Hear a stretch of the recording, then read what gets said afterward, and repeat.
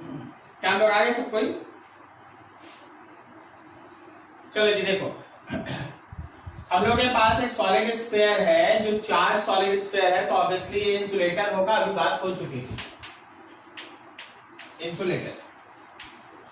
इस पूरे solid sphere के अंदर Q amount of charge uniformly distributed है।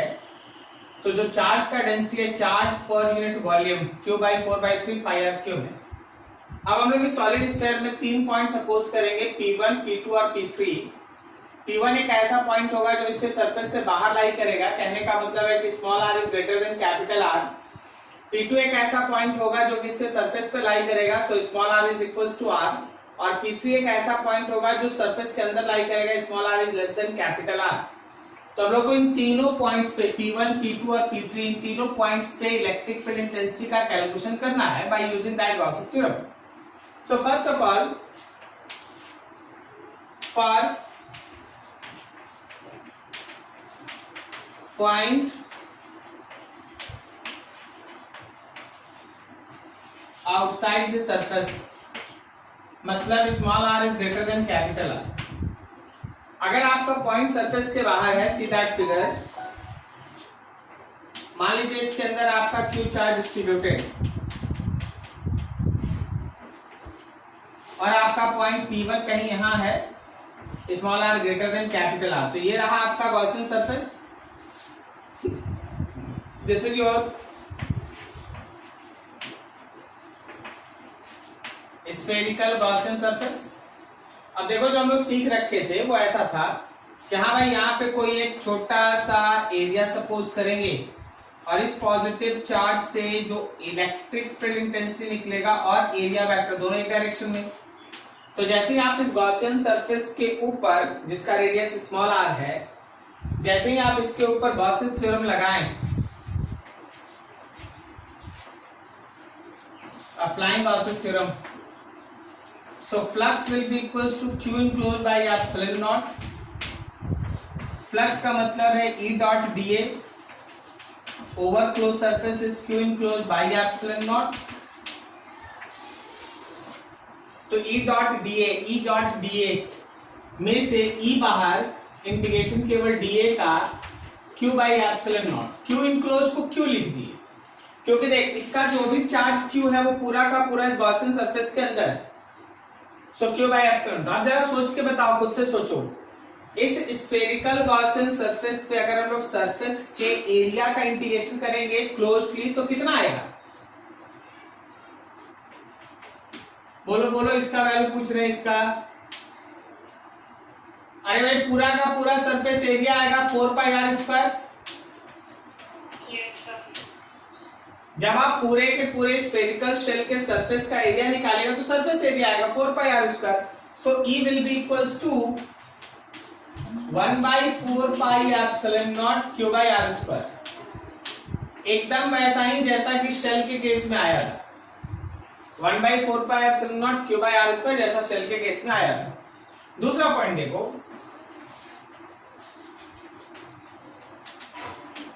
ए point is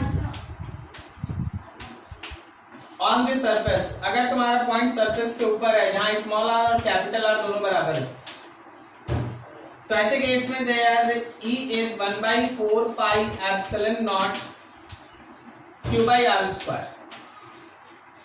E is 1/4 pi epsilon not Q by R square, और ये हमारे इलेक्ट्रिक फील्ड का मैक्सिमम वैल्यू है। ठीक है, अब चलो देखो थर्ड करते हैं हम लोग। A point is inside the surface।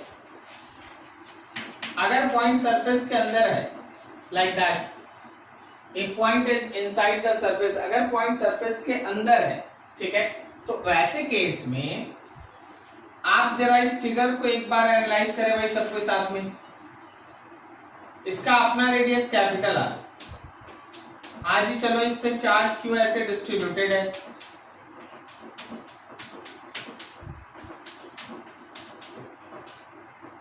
Charge Q distributed है। अब आपका जो पॉइंट है वो सेंटर से स्मॉल r डिस्टेंस अवे है, और ये रहा पॉइंट, तो ये रहा तुम्हारा गॉसियन सरफेस। देख, इस बार के डिस्कशन में सबसे पहला काम तो ये करना पड़ता है कि इसके अंदर का जो इनक्लोज्ड चार्ज है वो निकालो। इसके अंदर का इनक्लोज्ड चार्ज जो है वो निकालो। अभी जरा गौर करो, क्यू इनक्लोज्ड का वैल्यू कैसे निकलेगा? कोई बता सकता है क्यू इनक्लोज्ड कैसे निकाल पाएंगे? क्या हम चार्ज पर यूनिट वॉल्यूम को इस वॉल्यूम से मल्टीप्लाई करते हैं? बोलो, चार्ज डेंसिटी को वॉल्यूम इनक्लोज से मल्टीप्लाई करते हैं, वॉल्यूम इनक्लोज्ड। तो चार्ज डेंसिटी हो गया Q by 4/3 capital R cube और वॉल्यूम इनक्लोज हो गया 4/3 पाई स्मॉल आर क्यूब। तो 4/3 pi cancel, so it is small cube r cube by capital R cube. This is Q enclosed. ये तुम्हारे Q enclosed का value. अब apply करो भाई गॉसिस थ्योरम।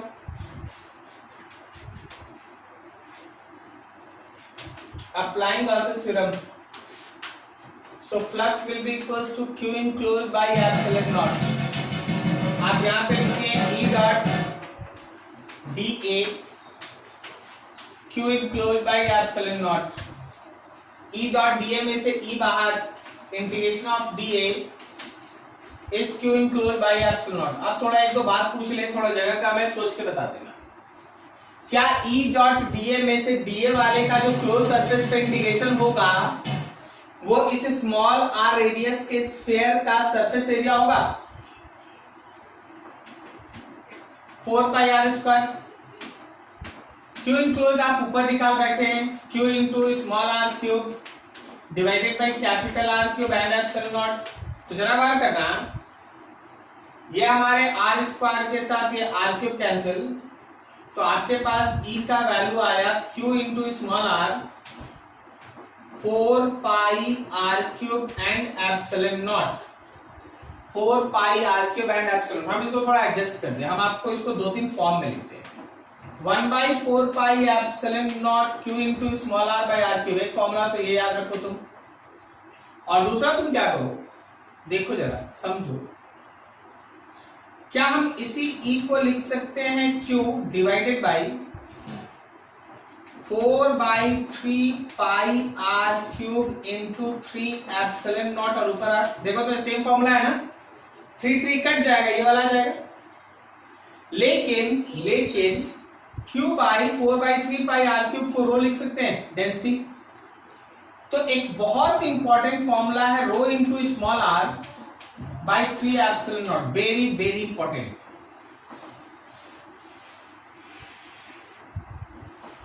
सॉलिड स्फीयर में अगर कोई पॉइंट अंदर है, सॉलिड स्फीयर में अगर कोई पॉइंट अंदर लाई करता है, सरफेस के अंदर लाई करता है, तो उस पॉइंट पे जो इलेक्ट्रिक फील्ड इंटेंसिटी है that can be given as 1/4π epsilon naught total charge of sphere small r by r³, या फिर charge density small r by 3 epsilon naught. This is very important, ठीक है। This is all about electric field intensity in case of solid sphere of charge. Note करो, फिर graph बनाएंगे इसका, note करो आप।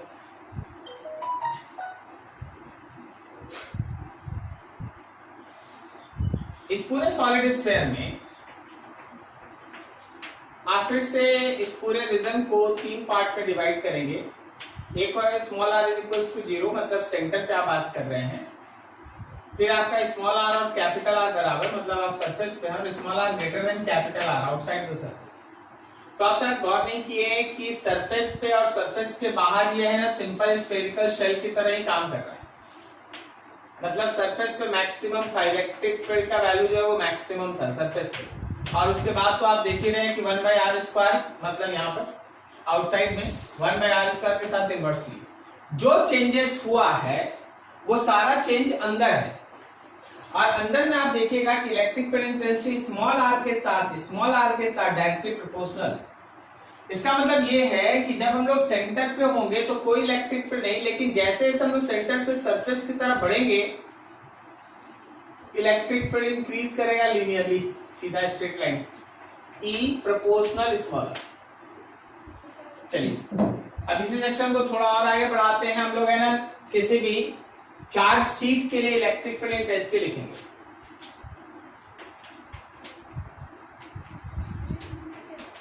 concept of electric field intensity at any point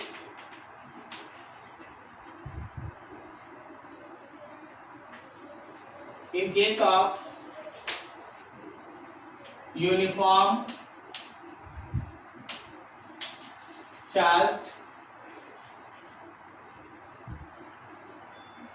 infinite large seat। तुम्हारे पास कोई एक इन्फाइनाइटली लार्ज सीट है, इन्फाइनाइटली लार्ज सीट, मान लो जैसे ये बहुत ही बड़ा चार्ज एक सीट है और इस चार्ज सीट में आप चार्ज है ना यूनिफॉर्मली डिस्ट्रीब्यूट करके रखते हैं।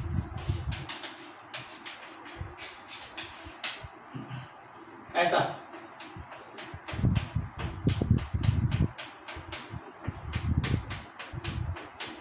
चार्ज ऐसे डिस्ट्रीब्यूट करके रखें।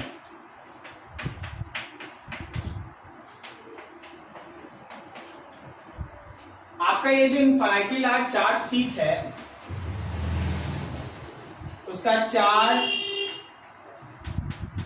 पर यूनिट एरिया, जिसको आप सरफेस चार्ज डेंसिटी कहते हो, sigma. Charge point area, surface charge density, that is sigma. हम लोग को क्या करना है, इस इन्फिनिटली लार्ज चार्ज सीट के दोनों तरफ, चार्ज सीट मान लेना बोर्ड के परपेंडिकुलर, ऐसे हमको उसका इलेक्ट्रिक फील्ड इंटेंसिटी चाहिए। तो यहां पे हम लोग कंसीडर करते हैं एक cylindrical Gaussian surface. Cylindrical Gaussian surface का एक फेस आपको दिख रहा है और एक फेस इसके पीछे है,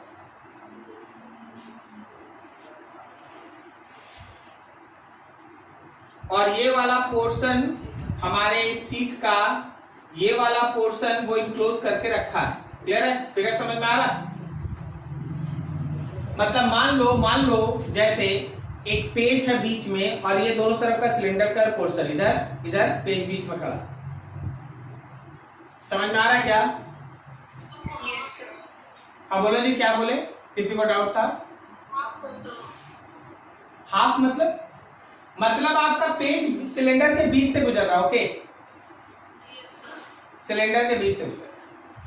अब आप देखिए, फिगर समझिए, ये हमारे पास प्लेन फेस, तो यहां पे पॉजिटिव चार्ज की वजह से जो इलेक्ट्रिक फील्ड का डायरेक्शन है और जो एरिया का डायरेक्शन है वो सेम होगा। फिर यहां भी प्लस है तो इलेक्ट्रिक फील्ड का जो डायरेक्शन है और जो एरिया का डायरेक्शन है वो सेम होगा। और इस कर्व फेस के लिए जो एरिया वेक्टर है और जो इलेक्ट्रिक फील्ड है वो परपेंडिकुलर होगा। क्या आप समझ पा रहे फिगर? क्या आपको फिगर समझ में आ रहा? This is cylindrical Gaussian surface. ये तुम्हारा सिलेंड्रिकल गॉसियन सरफेस। चलो जी, अब अप्लाई कर लो इसी पे गॉसियन थ्योरम, सब काम होगा।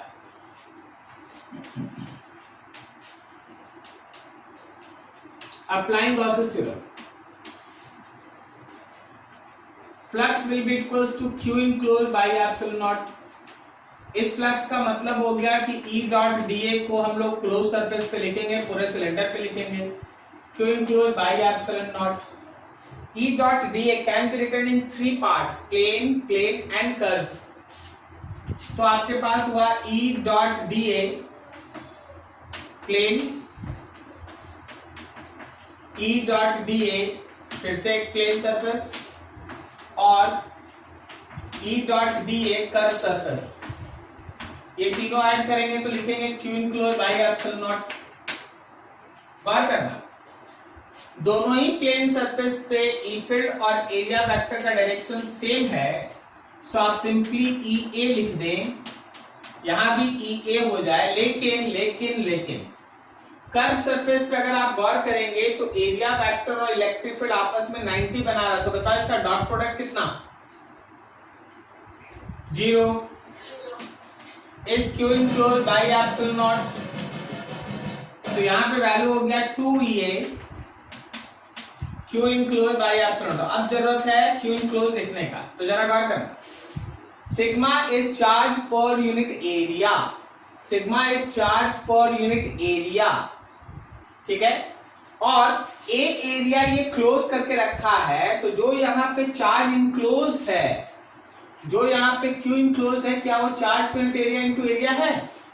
तो 2EA is sigma into A by epsilon naught, दोनों ए कैंसिल, तो your E comes to be sigma by 2 epsilon naught. कोई भी इनफाइनाइटली लॉन्ग चार्ज सीट अगर है, कोई भी इनफाइनाइटली लॉन्ग, लॉन्ग बोलो नहीं लार्ज बोलो, कोई भी इनफाइनाइटली लार्ज अगर चार्ज सीट तुम्हारे पास है जिसके पर यूनिट एरिया में सिग्मा चार्ज है, तो याद रखना कि उसके सरफेस के नजदीक में इलेक्ट्रिक फील्ड होगा sigma by 2 epsilon, sigma by 2 epsilon. ठीक है, नोट करो याद तक। ठीक, अच्छा आप लोग इसका डायरेक्शन समझ पा रहे हैं ना कि डायरेक्शन किधर है? देखो, इससे जो रिलेटेड डिस्कशन होता है, क्वेश्चंस होता है, हम आपको थोड़ा उस पर काम करते हैं। देखिए, direction of electric field intensity of charge sheet. देखो, अगर आप ये चार्ज शीट बनाते हैं और ये चार्ज शीट आप पॉजिटिव दिखाते हैं, तो अब इसलिए आपका इलेक्ट्रिक फील्ड रेडियली आउटवर्ड है, पॉजिटिव है, रेडियली आउटवर्ड है। लेकिन हम लोग है ना ऐसे सीट बनाएंगे नहीं, हम लोग क्या करेंगे, ऐसा लाइन खींच करके आपको चार्ज दिखा देंगे, तो मैं समझिएगा कि ये लाइन चार्ज है, अनटिल एंड अनलेस मेंशन ना हो। सीट को भी हम लोग ऐसा दिखाते हैं, आप मान सकते हैं कि बोर्ड के परपेंडिकुलर सीट तुम्हारी तरफ है, क्लियर है? तो पॉजिटिव चार्ज है तो अवे होगा, और अगर नेगेटिव चार्ज रहता तो इनवर्ट होता। चलो एक क्वेश्चन बनाते हैं, तभी आप क्लियर हो गया क्या इधर सारा? क्वेश्चन ये है,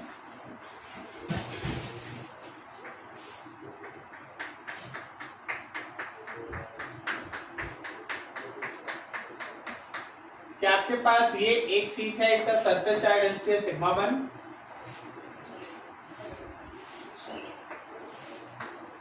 या आपके पास दूसरा सीट है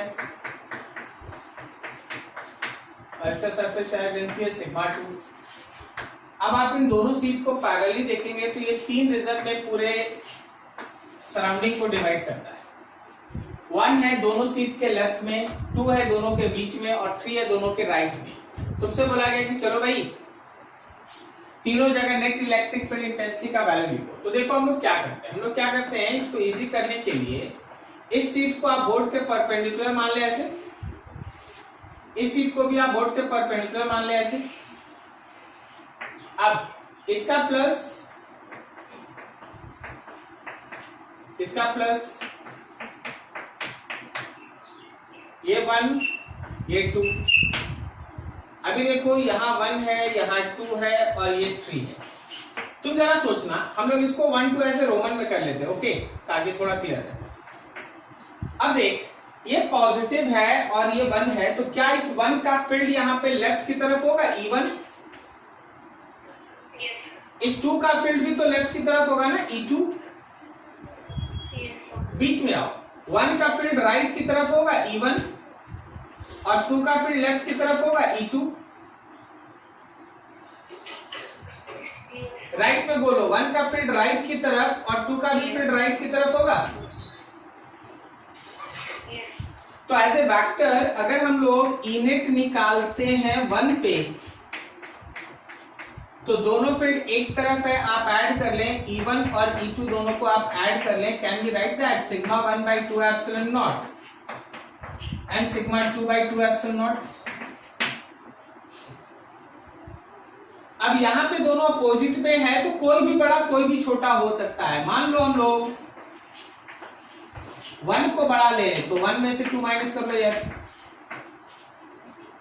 तो हो गया हम लोग का सिग्मा 1 by 2 एप्सिलॉन नॉट और minus sigma 2 by 2 epsilon naught. और सिमिलरली जब आप 3 पे जाइएगा, फिर से आपको दोनों फील्ड एक ही तरफ मिलेगा।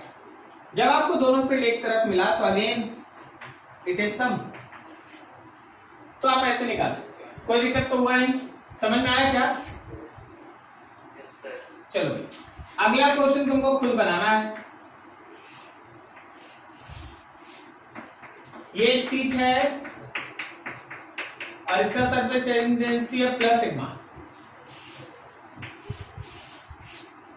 फिर ये एक सीट है और इसका सरफेस डेंसिटी है माइनस सिग्मा। तुम्हारे पास है 1, 2 और 3, तीनों रीजन में तुमको इलेक्ट्रिक फील्ड इंटेंसिटी का वैल्यू बताना है। ठीक है, फर्स्ट वाला नोट करो, दूसरा वाला सॉल्व करो।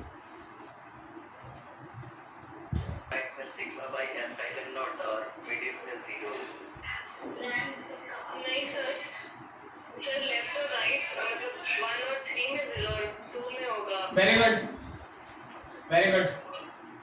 ये 1 है, ये 2 है। ऐसे ना होगा जी रवि बाबू। और यहाँ 1 और 2 दोनों एक डायरेक्शन में होगा, और यहाँ 1 होगा राइट में और 2 होगा लेफ्ट में। तो because magnitude of sigma same है, इसलिए चाहे आप 1 में बात करें या फिर आप 3 में बात करें, ये दोनों कैंसिल हो गए, 0 आ गया।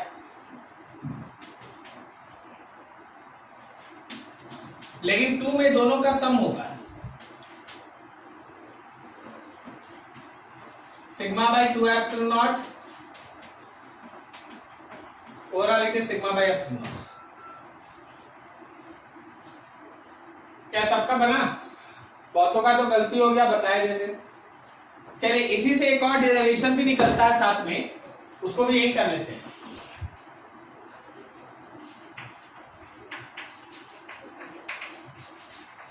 Concept of electric field intensity at any point due to charge plate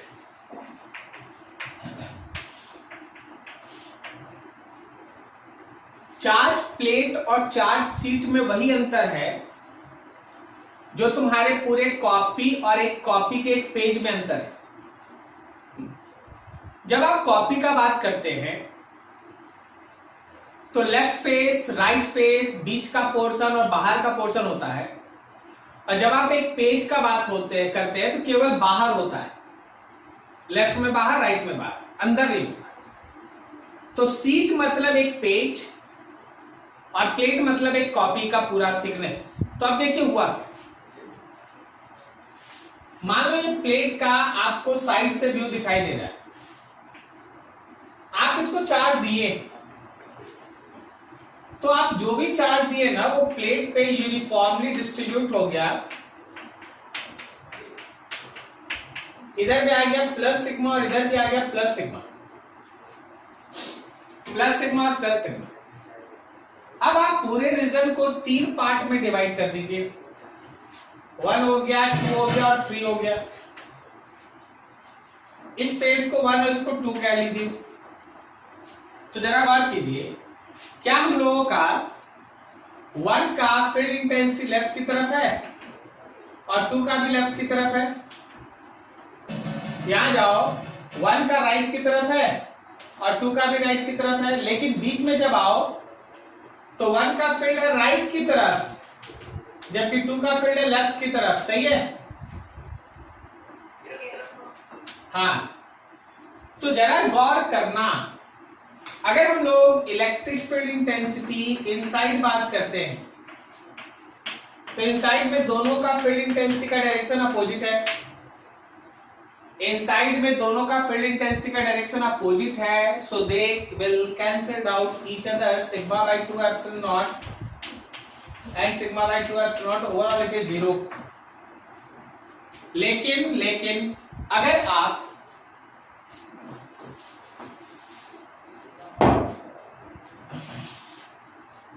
आप आउटसाइड बात किए, चाहे आप लेफ्ट में बात करें या राइट में, आपको दिखेगा कि दोनों फील्ड का डायरेक्शन सेम है। और अगर दोनों फील्ड का डायरेक्शन सेम है तो दोनों ऐड हुआ, sigma by 2 epsilon naught and sigma by 2 epsilon naught, overall it is sigma by epsilon naught, overall it is sigma by epsilon naught. तो जब भी आप प्लेट लेंगे, किसी भी प्लेट के बाहर का इलेक्ट्रिक फील्ड होगा सिग्मा बाई एप्सिलॉन नॉट, जबकि सीट के बाहर का इलेक्ट्रिक फील्ड कितना था? Sigma by 2 epsilon. ठीक है, यहाँ तक नोट करो, फिर एक दो और चीजें ऐड करेंगे। नोट करो फटाफट। अभी जरा देखिए तो इस चीज को जरा समझिए।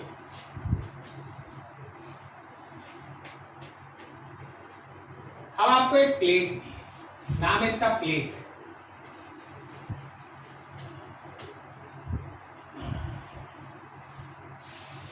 इस प्लेट का सिग्मा है surface charge density,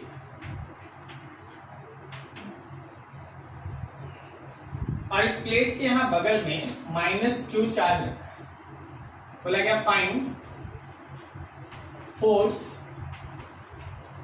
on -q पे फोर्स निकालना है। बताओ कैसे बनेगा? -q पे जो फोर्स लग रहा है उसके लिए इलेक्ट्रिक फील्ड कौन क्रिएट करेगा? प्लेट। ठीक है ना? प्लेट का इलेक्ट्रिक फील्ड का इक्वेशन क्या होता है? Sigma by epsilon naught. अब जरा गौर करें। हाँ, होगा क्या, यहां पे आपको एक ई लेना पड़ेगा प्लेट का, ई होगा प्लेट का, और फिर यहाँ चार्ज है निगेटिव, तो इलेक्ट्रिक फील्ड का अपोजिट डायरेक्शन पे इस पे लगेगा फोर्स, और फोर्स होगा क्यूई। समझ में आया सबको? नहीं समझे? क्लियर ना? लेकिन हाँ, हमको एक डाउट है, हम तुमको एक चीज सिखाना चाहते हैं, जरा गौर करना इस फिगर सब पर। देख, अगर प्लेट अकेले है,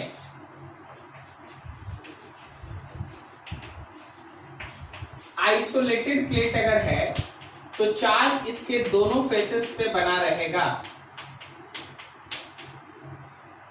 लेकिन बट अगर आप इस प्लेट के सामने में एक -q रख दे तो q प्लस दूसरे फेस पे रहेगा, सारा का सारा प्लस तो एक फेस पे रहेगा।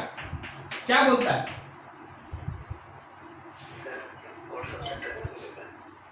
तो भाई यहां तो आइसोलेटेड प्लेट एक प्लेट है, लेकिन यहां नाम है प्लेट, काम करेगा सीट की तरह। क्या समझे आप? तो आप जो इलेक्ट्रिक फील्ड प्लेट का लिख रहे हैं ना, वो एक्चुअली इलेक्ट्रिक फील्ड सीट का होगा, और फॉर्मूला होगा sigma by 2 epsilon not. Did you get this? Charge इधर नहीं होगा, चार्ज केवल और केवल इस फेस पे होगा। कोई हमसे बोल सकता है कि सर इसी फेस पे क्यों बना रहे हैं? भाई जो निगेटिव है वो प्लस को खींच के इधर ले आया, करेक्ट है? तो नाम होगा प्लेट, लेकिन काम किसकी तरह करेगा? सीट की तरह। रिमेंबर दिस, इधर कोई चार्ज नहीं।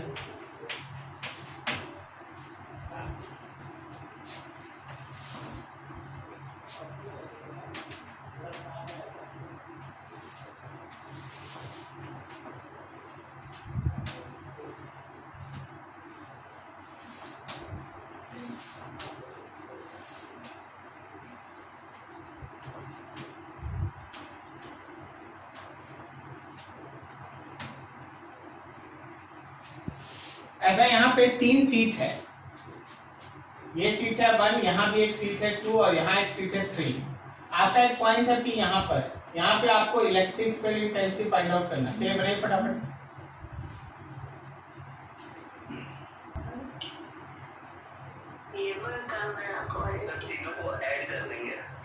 तीनों ऐड होगा।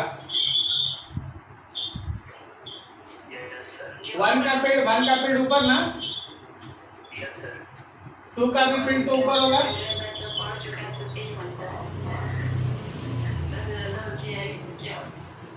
और 3। तो आपके इनेट का वैल्यू है E1 plus E2 plus E3।